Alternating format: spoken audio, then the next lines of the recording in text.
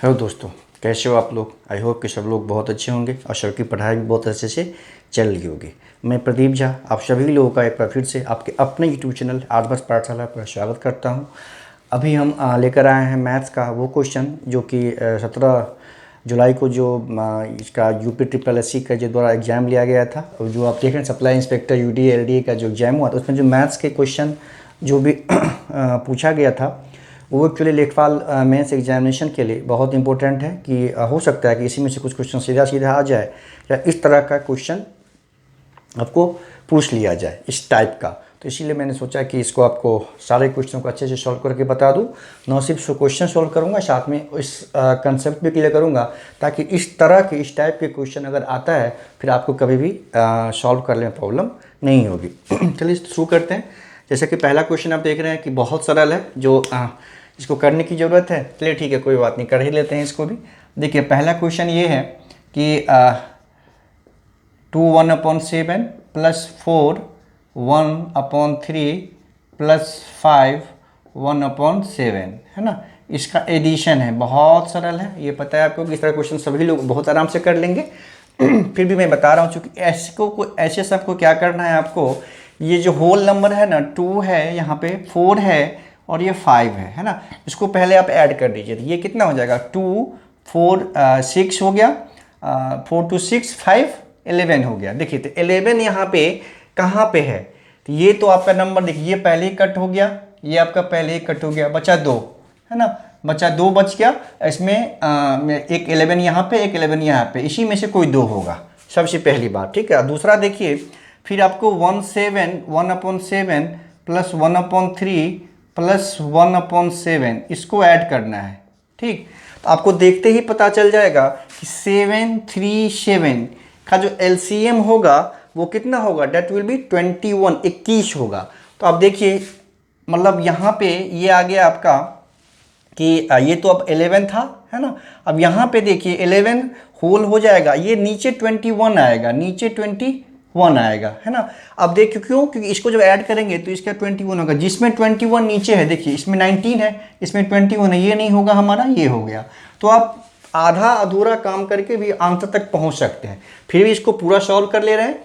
तो अब देखिए जब इसका हो गया 7 21 हो गया एलसीएम, तो ये कितना हो जाएगा, 7 3 21, 3 प्लस ये हो जाएगा 7 प्लस 3 है ना, ऊपर भी ये आ जाएगा। तो ये हो जाएगा हमारा 11 7 3 10 10 13/21। ठीक है, तो आपने देखा कितनी आसानी से, कितना जल्दी हम इसको सॉल्व कर लिए। ये प्रॉपर सॉल्व किया हमने ऐसे। पहले होल नंबर को ऐड कर लेंगे, उसके बाद जो फ्रैक्शन है उसको अलग से ऐड कर लेंगे। तो होल को यहाँ लिख देंगे, फ्रैक्शन को यहाँ लिख देंगे। लेकिन कभी कभी क्या होता है, आपको आंसर को ध्यान रखना है, आंसर देख के सॉल्व करना है। कभी कभी आपको करना नहीं पड़ेगा, हो सकता है कि ये जो 11 है ना किसी एक में भी दे दे, एक में ही रहे, तो आप वहीं से उसको टिक कर देंगे। जैसे एलसीएम यहाँ पे आ गया 21, हमने देखा कि इसका 21 सिर्फ एक में है, तो 19 ये हट गया, ये बला है, ये हमारा हो गया। बाकी ऐसे इसको सॉल्व कर देंगे, प्रॉपरली करेंगे तो नीचे इसका एलसीएम ले लेंगे। फिर आपको कैसे सॉल्व करते हैं आपको अच्छे से पता है। ये था पहला क्वेश्चन, बहुत सरल था, करने की भी जरूरत नहीं थी, फिर भी हमने इसको सॉल्व कर दिया। अब अगला क्वेश्चन है, ये भी बहुत सरल है, आपको पता है कि ये बहुत सरल है। ये है आपका, अब देखिए 14 स्क्वायर है माइनस 4 स्क्वायर है। ठीक, नीचे है आपका 18 स्क्वायर माइनस 3 स्क्वायर। बहुत आसान है, ठीक है, पता नहीं। ये देखिए इसको तो आप सीधा सीधा 14 स्क्वायर करके फिर 4 स्क्वायर करके माइनस करके 18 स्क्वायर करके 9 स्क्वायर करके कर सकते हैं। ठीक है, क्योंकि मैं सलाह कर दूंगा आपको कि आप इसको फार्मूले पे करें। ये आपको पता है a square minus B square जो फार्मूला होता है, a square minus B square, ये होता है आपका a plus B into A minus B. सबको ये फार्मूला याद होगा है ना। ये बहुत पहले से क्लास 8 में हमने पढ़ा है, ये फार्मूले को क्लास 8 से आपने पढ़ा होगा, क्लास 8 9 हर मतलब बहुत यूज होता है इस फार्मूले का अलजेब्रा में। देखिए सिंपली हो गया ये आपका, बहुत कितना आसान हो गया। 14 प्लस 4 हो गया a प्लस बी, फिर 14 माइनस 4 हो गया a माइनस बी, नीचे हो गया हमारा 18 प्लस 3, क्लियर है, a प्लस बी, ये हो जाएगा 18 माइनस 3 a माइनस बी। अब इसको सॉल्व कर लेंगे, ये हो गया 18, ये हो गया हमारा 10, ये हो गया डिवाइड बाय ये 21 हो गया, ये हो गया हमारा 18, 15 हो गया। ठीक है, अब देखिए इसको ये कर सॉल्व कर लेंगे तो 3 6 जा 18, 3 5 जा 15, 5 2 जा 10 और 3 2 जा 6, 3 7 जा 21। अब कैंसिल नहीं हो रहा है ये, तो हमारा आंसर हो जाएगा इसका 4/7। तो जिस ऑप्शन में ये होगा वो हमारा सही आंसर हो जाएगा। देखिए ये बी वाला है, बी वाला ये हमारा सही हो गया, है ना। तो बहुत सरल था, इसको आप ऐसे भी 14 × 14, 14 स्क्वायर 196 होगा, ये 4 स्क्वायर में से माइनस कर देंगे, फिर 18 × 3 ये 361 होगा, 324 होगा सॉरी, और उसके बाद इसको -9 को डायरेक्टली भी फाइंड कर सकते हैं। ये फॉर्मूला पे बेस्ड हमने आपको फाइंड करके दिखाया कि फॉर्मूला पे कैसे इसको यूज़ करके सॉल्व करेंगे। ठीक है, अगला क्वेश्चन है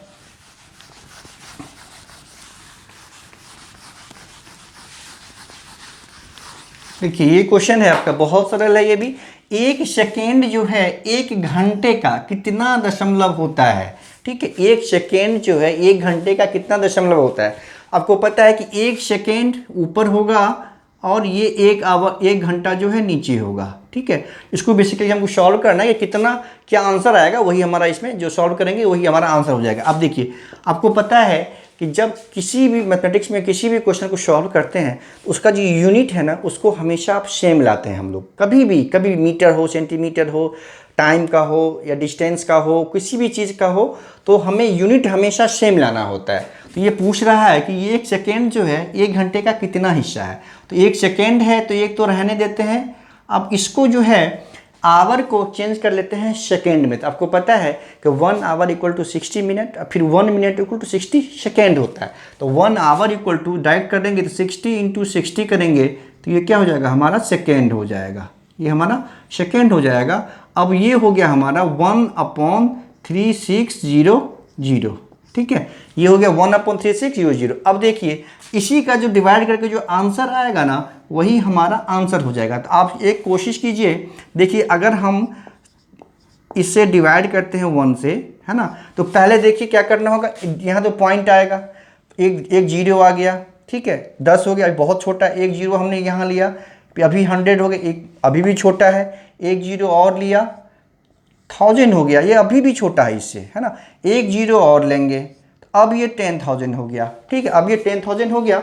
तो आपने देखा कि पहले तो पॉइंट के बाद 3 जीरो, तो देखिए पॉइंट के बाद 3 जीरो कहाँ है, तो ये तो 2 जीरो है खत्म, ये है एक ही जीरो है खत्म, तो ये दोनों में बचा 3 जीरो, है ना, यहाँ पे 3 जीरो है, यहाँ पे 3 जीरो है, इस दोनों में से किसी एक होगा। अब देखिए ये 3600 है, ये 10,000 है, तो कितना से लगेगा, ये 3600 है, ये 10,000 है, तो 2 से लगेगा 7200 हो जाएगा। 3 से लगाएंगे तो क्या होगा, 10,000 से ज़्यादा हो जाएगा, तो 2 से लगाएंगे हम। ठीक है, तो ये हो जाएगा 7200। ठीक, अब देखिए जब 2 से लगाया, आपने देखा कि यहाँ पे तो 1 है, ये 2 है, तो ये वाला आंसर हो गया हमारा। ठीक है, तो बहुत आसानी से ऐसे हम सॉल्व कर सकते हैं। पूरा सॉल्व नहीं भी करें, सीधा डायरेक्टली वहाँ से हम देख लेंगे कि कहाँ पे हम पहुँच रहे हैं। बाकी एलिमिनेशन मेथड इसको बोलते हैं कि आंसर में से हटाते जाइए, लास्ट में एक बचेगा, वही हमारा आंसर होगा। तो इस तरह से इसको हम बहुत आसानी से सॉल्व कर सकते हैं। ठीक है, बाकी डिवाइड करके प्रॉपर भी इसको सॉल्व कर सकते हैं, आंसर वही आएगा जो आपको वहाँ दिया हुआ है। देखिए अगला क्वेश्चन है कि प्रथम 5 अभाज्य संख्याओं का योग क्या होगा। जो फर्स्ट 5 प्राइम अभाज्य संख्या, मतलब पता है आपको कि जिसको प्राइम नंबर होता है ना, उसको अभाज्य बोलते हैं। अभाज्य मतलब देखिए इसको पहले समझ लीजिए, प्राइम नंबर होता है क्या। प्राइम नंबर वो नंबर है, ठीक है, जो 1 से या खुद से, मतलब 2 ही डिजिट से डिवाइड हो, 1 से डिवाइड हो या खुद से, मतलब 1 से या नहीं तो इटसेल्फ से, मतलब वो खुद से डिवाइड हो, बाकी किसी से वो डिवाइड नहीं होगा। अगर किसी और नंबर्स के टेबल में वो आ गया तो वो प्राइम नहीं, वो कंपोजिट नंबर हो जाता है। तो अभाज्य संख्या उस संख्या को बोलते हैं जो 1 से और खुद से डिवाइड हो, 1 से और खुद से डिवाइड हो, उसको हम लोग क्या बोलते हैं, प्राइम नंबर। तो पहला prime number, first prime number का ये हमें क्या योग पूछ रहा है ना। देखिए एक चीज़ और याद कर लीजिए, एक जो है न प्राइम है न कंपोजिट है, एक को हटा देते हैं तो पहला प्राइम हो गया 2, उसके बाद हो गया 3, है ना। अब देख लीजिए 5, उसके बाद हो जाएगा 7, उसके बाद हो जाएगा 11, फिर हो जाएगा 13, शायद 5 हो गया। 1 2 3 4, 1 2 3 4 5, सॉरी ये 11 तक ही होगा ना, 5 ही पूछ रहा है, प्रथम 5, ठीक है, तो यहीं तक होगा। अब देखिए 3 2 5 5 5 10 10 10 7 17 17 11 28, तो ये हो गया हमारा आंसर, ये हो गया हमारा आंसर, यानी 28 हमारा आंसर हो जाएगा। लेकिन आप ये देखिए कि प्राइम नंबर से सारे प्राइम नंबर से संबंधित जो भी क्वेश्चन होगा, जैसे मतलब अच्छे से इसको कंसेप्ट को यहीं पे क्लियर कर लेते हैं कि प्राइम नंबर से संबंधित अगर कोई भी क्वेश्चन आए तो आपको कभी भी वो जो है आपको सॉल्व करने में दिक्कत नहीं हो। देखिए आप पहले समझिए कि 1 से लेके 100 तक में कितने प्राइम नंबर होते हैं, ठीक है, ये याद रखिए। 1 से लेके 100 तक में जो प्राइम नंबर होंगे वो 25 हैं, ठीक है। क्वेश्चन पूछा जा सकता है सीधा सीधा, ये बताइए कि 1 से लेके 100 तक के बीच में जो अभाज्य संख्या की संख्याएं कितनी हैं, तो आंसर विल बी 25, 25 हैं, ठीक है। पहला देखिए कि क्वेश्चन पूछा जा सकता है कि कितने इवन प्राइम नंबर से, मतलब वो इवन हो और वो क्या होगा, वो प्राइम भी होना चाहिए, मतलब इवन नंबर भी हो और प्राइम नंबर हो। तो आपको याद रखना है सिर्फ दो एक ऐसी संख्या है जो इवन प्राइम है, मतलब वो इवन भी है और प्राइम भी है, बस 2। मतलब इसका मतलब ये हुआ कि बाकी जो 24 है ना, वो क्या है, प्राइम ऑड है, प्राइम है पर ऑड नंबर है वो, ठीक है। ये यहाँ से क्लियर हो गया। मतलब 1 से लेके 100 तक के बीच में कितने, मतलब कोई भी, ये तो कभी भी हो गया, 2 पूरे ब्रह्मांड में इवन प्राइम सिर्फ 2 है, ये आप याद रखिए, इवन प्राइम इज ओनली 2, और बाकी जितने भी हैं वो ऑड प्राइम होंगे। और 1 से जहाँ तक 1 से 100 तक के बीच में है बात है, तो उसमें क्या है कि 25 कुल प्राइम नंबर हो गए, यानी 25 कुल अभाज्य संख्या हो गया। उसमें से एक जो है इवन है, यानी 2 इवन प्राइम है, बाकी इतनी 24 जो है वो क्या है आपका ऑड प्राइम है, ठीक है। तो क्वेश्चन पूछा जा सकता है कि बताइए कि 1 से लेके 100 तक में कितने कुल प्राइम नंबर है, तो 25, कितने इवन प्राइम नंबर है, तो 2, एक ही है वो सिर्फ 2, और कितने ऑड प्राइम नंबर है 1 से लेकर 100 तक के बीच में, तो आपको पूछा तो आंसर होगा उसका 24। कभी कभी ये पूछ दिया जाता है अक्सर कि अच्छा 30 से 50 तक में कितने प्राइम नंबर हैं, उसका अब योग बताइए, 70 से 90 के बीच में कितने प्राइम नंबर हैं, उसका योग बताइए। तो सारे चीज़ को अभी क्लियर कर लेते हैं, ठीक है। अब देखिए कि मैंने बताया कि 25 प्राइम नंबर है, 25 प्राइम नंबर है ना, 1 से लेकर 100 तक के बीच में 25 हैं। आप याद रखिए आप सिर्फ कि 20 तक तो आप बहुत आसानी से सबको याद होगा, 20 तक में प्राइम नंबर जो है सबको याद होगा, जैसे कि 2 है, ठीक है, 3 है, फिर 5 है, फिर 7 है, फिर 11 है, फिर 13 है, फिर 17 है, ठीक है, फिर 17 है आपका, एक और हो जाएगा 19। ये हो गया 1 से लेके 20 तक। ये सबको आपने देखा, इसमें देखिए कोई भी ऐसा नंबर नहीं होगा जो किसी तीसरे नंबर से डिविजिबल हो, किसी तीसरे डिजिट से डिविजिबल हो, सब 1 से या खुद से के अलावा किसी और से डिविजिबल नहीं होगा, तभी वो क्या होता है, प्राइम होता है। ये हो गया, इतना तो आपको सबको याद होगा कि 2 3 5 7 11 13 17 19, ये हो गया 1 से लेके 20 तक। अब ये चीज़ आप याद रखिए कि बाकी सभी के बीच में, जैसे 40 से 50, ठीक, और 70 से 80,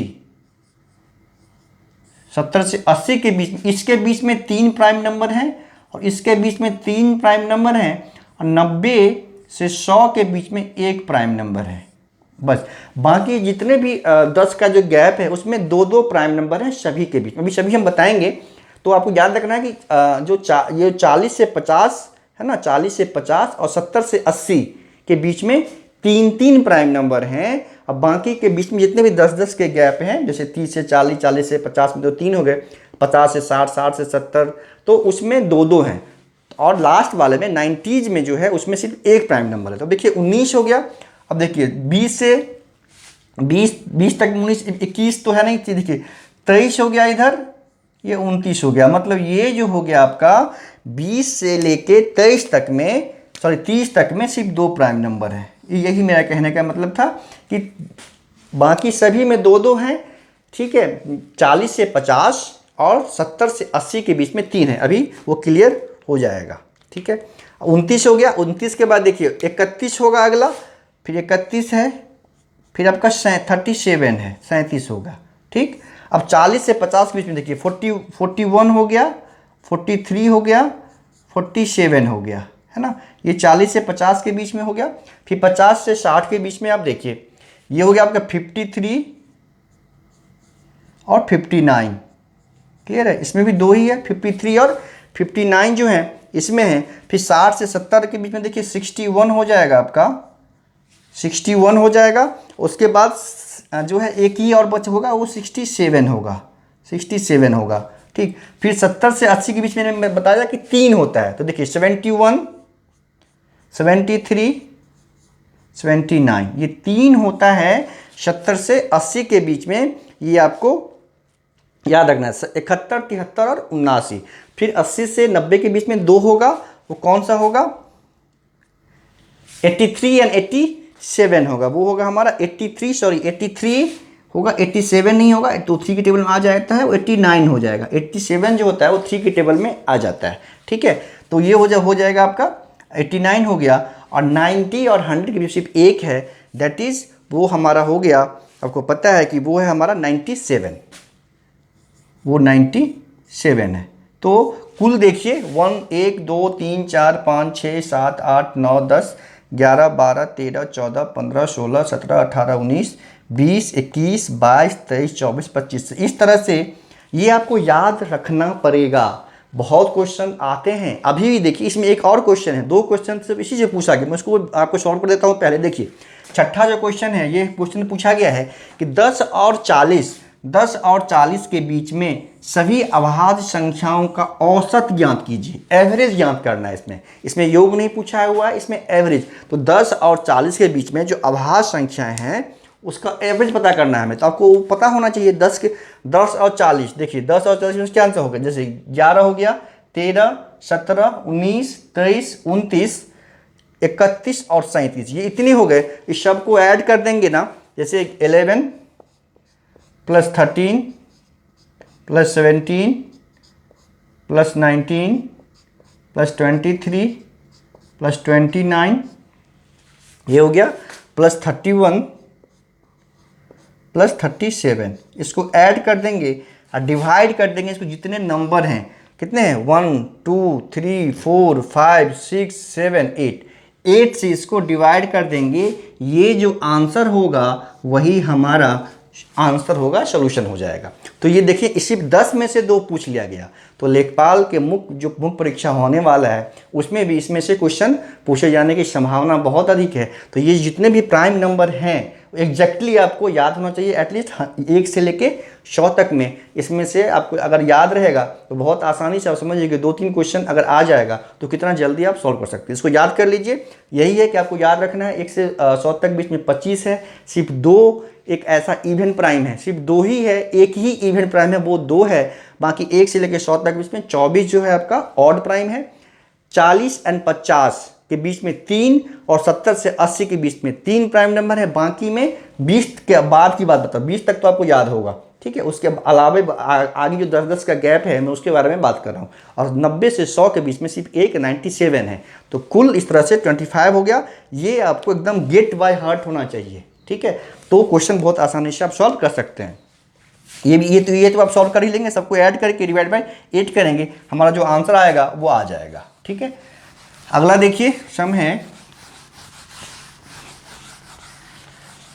ये अच्छा सम है, पूछा जाता है, पूछा जाएगा हर एक एग्जाम में इस तरह के क्वेश्चन पूछा जाता है। थोड़ा सा ट्रिकी होता है, छात्र स्टूडेंट को इसको सॉल्व करने में प्रॉब्लम होती है। अगर आपको कंसेप्ट नहीं क्लियर है तो आपको प्रॉब्लम होगा। नेक्स्ट सम की बात कर रहा हूँ मैं, ये 5th सम है, ठीक है। एक परीक्षा में मान लीजिए 70% जो स्टूडेंट हैं वो भौतिकी में और 80% जो स्टूडेंट है वो तर्क यानी रीजनिंग में पास हुआ, उत्तीर्ण हुआ, है ना। यदि दोनों विषय को मिला के मतलब 55% अभ्यर्थी उत्तीर्ण हुआ तो परीक्षा में जो हमें ना कितने प्रतिशत छात्र जो है फेल कर गए, हमें ये पता करना है ना। तो बहुत सरल है, आप अच्छे से समझिए ध्यान से, एक बार समझ में आ जाएगा तो इस तरह का कोई भी क्वेश्चन कभी भी गलत नहीं होगा आपका, है ना। इसको सबसे पहले 2 तरीके से सॉल्व कर सकते हैं। पहला है दो, आप जो आपको समझ में आए, जो अच्छा लगे आप इसको यूज़ कर लीजिएगा, ठीक है। देखिए पहला है, एक होता है वेन डायग्राम, दूसरा एक फार्मूला मेथड। तो पहले फार्मूला मेथड से करते हैं। पहले ये समझिए कि यहाँ पे रीजनिंग, फिजिक्स, और मान लीजिए कि फिजिक्स में जो पास किया वो 70% है, ठीक, और रीजनिंग में जो पास किया वो 80% है, ठीक है। ये हमारा 80% है। अब एक साइन आप याद रखिए, ये जो साइन है ये वाला, ये होता है इंटरसेक्शन का, और ये जो साइन होता है वो होता है यूनियन का, है ना। ये इसको बोलते हैं इंटरसेक्शन। इंटरसेक्शन मतलब कॉमन, है ना, इंटरसेक्शन ये हो गया। ये जो होता है वो होता है यूनियन, मतलब साथ, है ना, यूनियन। तो फॉर्मूला होता है कि नंबर ऑफ, ये हो जाएगा आपका P यूनियन, है ना, union R equal to number of P plus number of R intersection minus होता है यहाँ पे number of P intersection R, है ना।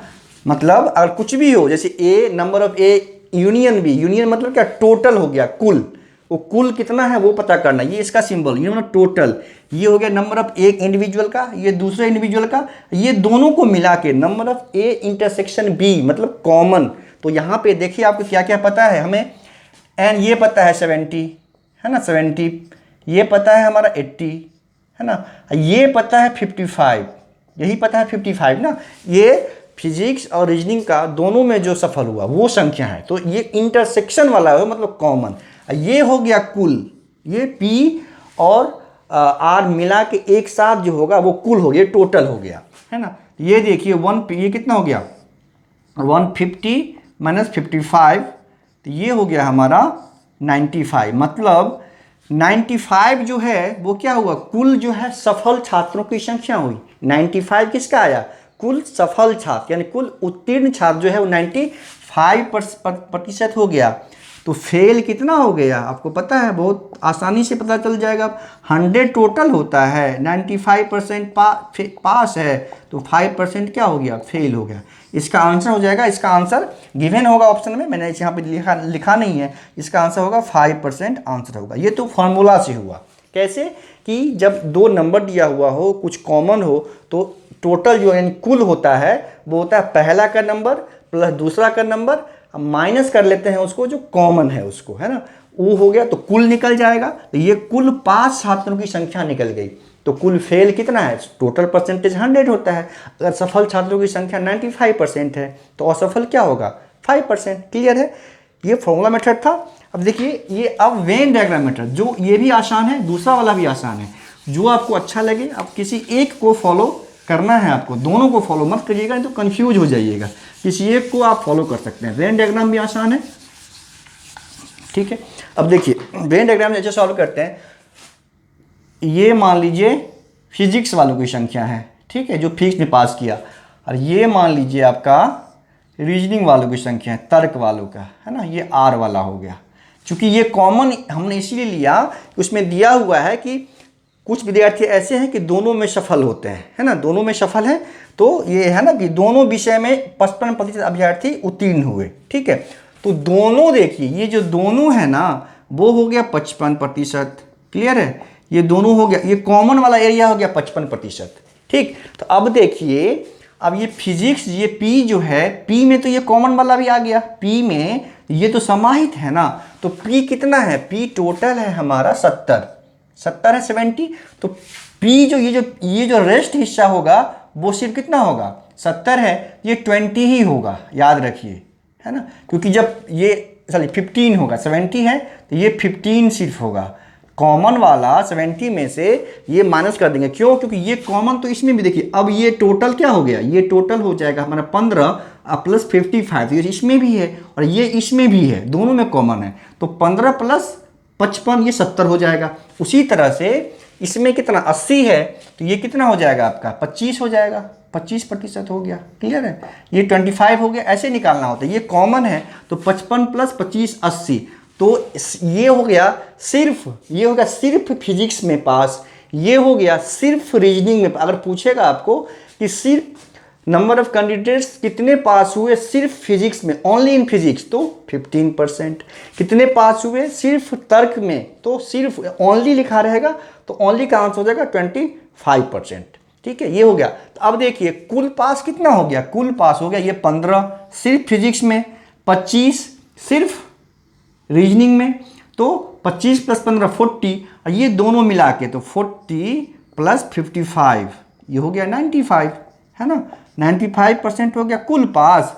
तो फेल कितना हो गया 5%। 100 - 95 इसका आंसर होगा 5%। तो आपने देखा कि इसमें बहुत सारा क्वेश्चन इस तरह का बन सकता है कि सिर्फ पूछे तो ये वाला हो जाएगा, तो जब दिया हो तो कॉमन वाले को पहले लिख लेंगे, है ना। अब बाकी जितना है उसमें से कॉमन को माइनस कर देंगे, ये ओनली निकल जाएगा।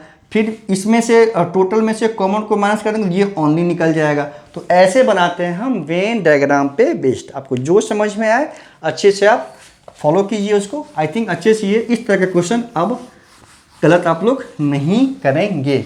तो ये हो गया एक लास्ट, ये तो हमने कर ही लिया। अभी ये क्वेश्चन है, देखिए इसको करने की ज़रूरत है, ये भी बहुत सरल है। ये क्वेश्चन है बेसिकली, देखिए 323 + 6 प्लस है आपका 23.04 है, फिर आपका माइनस है 43.17, ये 0.17 है, माइनस यहाँ पे कुछ नहीं है, ये निकालना है बेसिकली, है ना। इक्वल टू है 303, इक्वल टू है 303 है हमारा, है ना।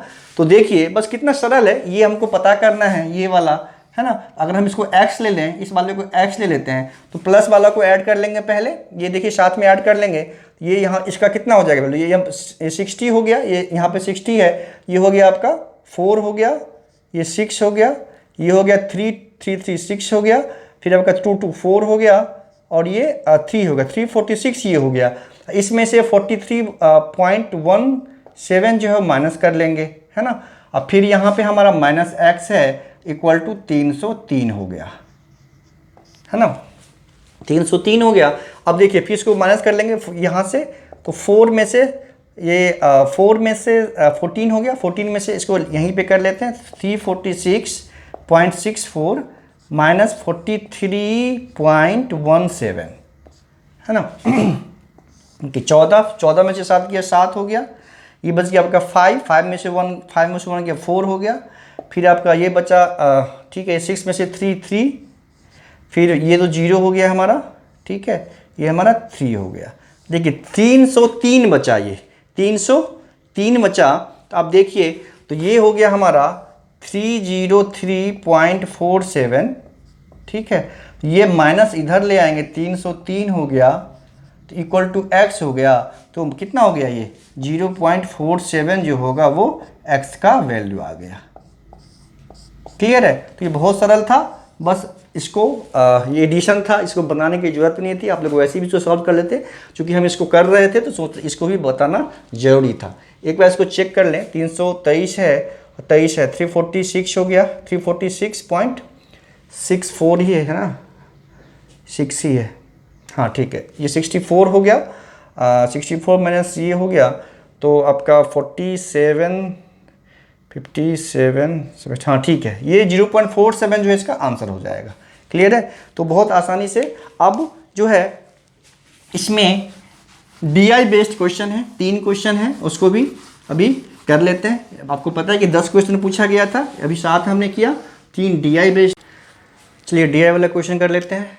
उससे पहले जो अभी मैंने जो लास्ट क्वेश्चन बताया था उसमें क्वेश्चन लिखने में, क्वेश्चन लेने में थोड़ी सी गलती हो गई थी। ये जो डाटा था लास्ट क्वेश्चन का, वो यहाँ पे मैंने 323.6 ले लिया था, है ना, 323.6 ले लिया था, लेकिन ये बेसिकली 46 है। जब 46 होगा तो उसमें कुछ चेंजेस होगा, तो बहुत आसान था, वैसे मैं बता दे रहा हूँ कि होगा क्या।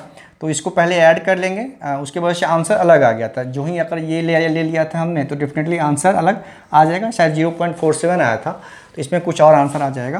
तो ये देखिए इसको ऐड करेंगे हम, तो कितना आया था, ये 346.50 आ जाएगा, ठीक है। फिर माइनस हो जाएगा ये 43.17, फिर यहाँ पे x ले लिया था हमने, ये हो गया था हमारा 303, है ना। अब क्या करेंगे हम, इसको माइनस करेंगे तो ये आपका हो जाएगा, देखिए 50, ये 0.33 इस तरफ हो जाएगा, है ना। और ये हो जाएगा हमारा 303 हो जाएगा। ये माइनस एक्स हो गया इक्वल टू हो गया 303, ठीक है। अब हमें x पता करना है तो x को उधर लेके चले जाएंगे, क्योंकि ये निगेटिव है तो पॉजिटिव हो जाएगा। x इक्वल टू हो गया 303.33 माइनस 303, ये हो गया आंसर 0.33। बेसिकली ये आंसर आएगा। उसमें आंसर शायद 0.47 आ गया था। क्यों आ गया था? क्योंकि हमने यहाँ पे 60 लिया था। क्वेश्चन सॉल्व वहाँ पे भी सही किया गया था, लेकिन बट चूँकि क्वेश्चन ही गलत मैंने ले लिया था, इसलिए सोचा कि सही क्वेश्चन आपको आके बताना जरूरी था, इसलिए मैंने पहले उसको कर दिया अभी, ठीक है। वही जो सॉल्व किया था सोल्यूशन गलत नहीं था, बट क्वेश्चन उसमें गलत ले लिया था। चलिए DI देखते हैं। 3 क्वेश्चन जो है DI का है। DI ऐसा क्वेश्चन होता है कि आपको थोड़ा सा कैलकुलेशन करना होगा, बस आपको कुछ करने की जरूरत नहीं पड़ती है। DI में आपको सारा डाटा गिवन होगा और बहुत आसानी से आप उसको सॉल्व कर सकते हैं। देखिए क्वेश्चन है, बेसिकली 100 स्टूडेंट हैं किसी एग्जामिनेशन में, जो है 100 स्टूडेंट है, उसका जो संस्कृत और कंप्यूटर के मार्क्स का ये उसका रेंज है, ठीक है। टोटल जो फुल मार्क्स है वो 50 है, मतलब संस्कृत का पेपर 50 मार्क्स का है और कंप्यूटर का पेपर ही 50 मार्क्स का है। तो उसमें कितने, जैसे ये दिया हुआ है कि 40 से अधिक जो स्टूडेंट को आया संस्कृत, ये जो साइन है समझिए 40 या 40 से अधिक की बात हो रही है। ये जो है ग्रेटर का साइन है, मतलब 30 या 30 से अधिक, 20 या 20 से अधिक, 10 या 10 से अधिक, ये 0 से अधिक या 0 मतलब 0 के प्लस में ये मार्क्स है ना। कितने स्टूडेंट को ये आया है, तो ये अपनी डाटा है कि 40 से अधिक मार्क्स पाने वाले को संस्कृत में 9 छात्र हैं, जो फिर 30 से अधिक नंबर पाने वाले जो हैं 32 हैं, 20 से अधिक नंबर पाने वाले 80 हैं, फिर 10 से अधिक नंबर पाने वाले 92 हैं। ये तो 0 से अधिक टोटल तो उसमें आ ही जाएगा। टोटल आपको जैसे पता है कि 100 स्टूडेंट है, ये तो 100 ही होगा ना। 0 से अधिक पाने वाले की संख्या टोटल हो जाएगा 100।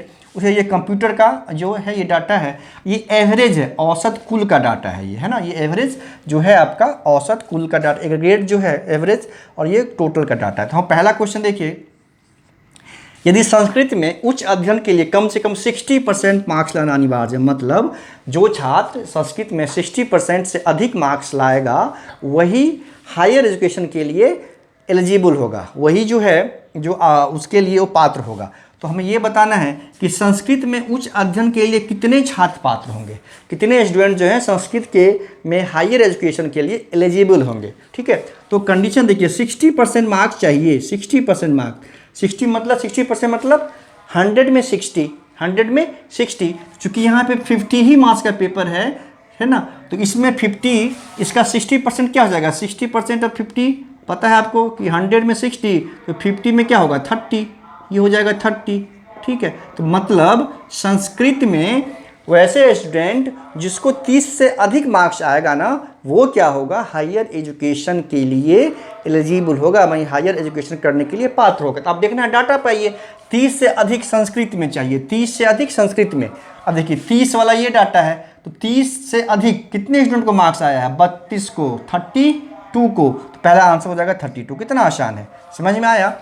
60% चाहिए किसके लिए पात्र होंगे, हायर एजुकेशन के लिए 60%। जो टोटल मार्क्स 50 ही है ना, फुल मार्क्स, जो 100 में 60 तो 50 में कितना 30, डेफिनेटली जो 50 का 60% क्या होगा 30 होगा। तो 30 मार्क्स अधिक जो छात्र लाएगा संस्कृत में, 30 से अधिक लाएगा ना, वही पात्र होगा हायर एजुकेशन के लिए। तो 30 से अधिक मार्क्स लाने वालों की संख्या संस्कृत में कितनी है, देखिए 32 है। आंसर हो गया हमारा 32, ठीक है। ये सॉल्व हो गया पहला क्वेश्चन। दूसरा देखिए, कुल मिलाकर कम से कम 40% अंक प्राप्त करने वालों की तुलना में कंप्यूटर में कम से कम 60% अंक प्राप्त करने वालों छात्रों की संख्या का प्रतिशत लगभग कितना है। मतलब कुल मिला के, टोटल मिला के जो 40% से अधिक अंक प्राप्त किया, वो उसकी तुलना में जो कंप्यूटर में कम से कम 60% जो अंक प्राप्त किया वो, तो उसका प्रतिशत कितना है। तो कंप्यूटर में 60% से अधिक मार्क्स किया उसको ऊपर लेंगे, क्योंकि किसकी तुलना में पूछ रहा है, कुल में जो 40% से अधिक मार्क्स किया उसको नीचे लेंगे, इंटू 100 करेंगे। तो देखिए 60% कुल मिला के 40%, तो 40% कुल मिला के मतलब 20 से अधिक नंबर कुल में कितना को आया, 20 से अधिक। 40% 50 का 20 ही हुआ ना, है 40%, जैसे 100 का 40% 40, चूँकि मार्क्स तो पेपर का है, तो 20 से अधिक कितना, तो ये जो हो गया 40% हो जाएगा, 40% से अधिक, 20 से अधिक हो गया, 40% से अधिक कुल में कितना, तो ये देखिए 40% या 20 से अधिक कितना आया है, 73, ये कुल का है ना डाटा, ये 73, मतलब 20 नंबर से अधिक लाने वालों की जो है कुल में है 73, ठीक है, कुल है 73, क्योंकि ये 40% है तो 50 का 40% 20 होगा, तो 20 73 हो गया कुल।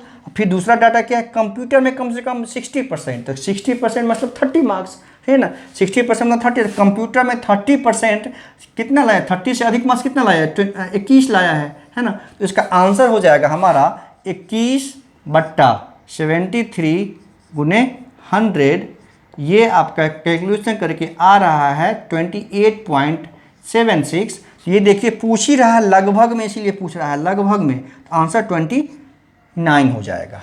क्लियर है, आंसर 29 होगा। समझ में आ गया। बस परसेंटेज याद रखना कि जैसे 100 का 60% कितना 60 होता है, 50 का 60% कितना होगा 30, 100 का 40% 40 होता है डायरेक्टली, तो 50 का 40% 20 हो जाएगा, उसका आधा, तो ये बस वो याद रखना है आपको। ये आंसर आ गया हमारा 28.76। एग्जैक्ट आंसर नहीं है इसमें, लेकिन इसमें दे रखा है कि लगभग कितना परसेंट है, तो ये 29 है। ठीक है, लास्ट क्वेश्चन देखिए, कंप्यूटर में 40% से कम अंक प्राप्त करने वाले छात्रों की संख्या, कंप्यूटर में 40% से कम अंक कितना स्टूडेंट प्राप्त किया है ना, तो 40% से कम, 40% से कम है ना, तो देखिए 100 का 40% 40 ही होगा, तो 50 का 40% क्या होगा 20 होगा ना, ये 20 होगा, 20 मार्क्स होगा।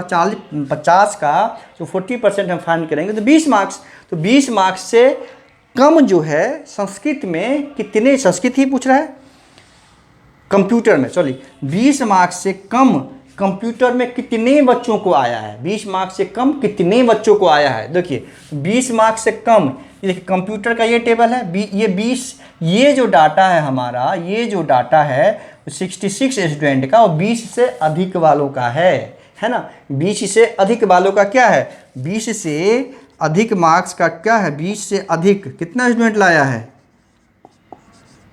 66 छात्र, ठीक है 66 स्टूडेंट ने 20 से अधिक मार्क्स लाया, तो टोटल तो 100 है, आपको पता है टोटल 100 है, तो 20 से कम कितना लाएगा, 20 से कम हो जाएगा आपका 100 माइनस 66, ये हो जाएगा 34। तो भैया देखिए 34 किस ऑप्शन में है, यहाँ पे बी में 34 है, यहाँ पे ये डाटा है अधिक का डाटा है ना, कम का डाटा नहीं है, तो हमें देखना है कि 20 से अधिक कितना लाया, तो 20 से अधिक लाया 66 है ना, तो टोटल तो स्टूडेंट दिया हुआ है 100 है, टोटल स्टूडेंट 100 है, अगर 66 जो है 20 से अधिक लाया तो 20 से कम कितना लाया होगा, 100 में से 66 को माइनस कर देंगे, ये 34 हो जाएगा। ये 10 क्वेश्चन थे जो 17 जुलाई को एग्जाम हुआ था, यूपी SSSC ने लिया था, वो सप्लाई इंस्पेक्टर UDLDA का, उसमें 10 क्वेश्चन मैथ्स का पूछा गया था। तो जो भी छात्र लेखपाल का मुख्य परीक्षा देने वाले हैं 31 जुलाई को, वो इसको ज़रूर देखें, अच्छे से समझें, आप लोग को ज़रूर अवश्य इसमें से फ़ायदा होगा। कुछ क्वेश्चन हो सकता है सीधा आ जाए, या कुछ क्वेश्चन इस टाइप का आ सकता है। धन्यवाद।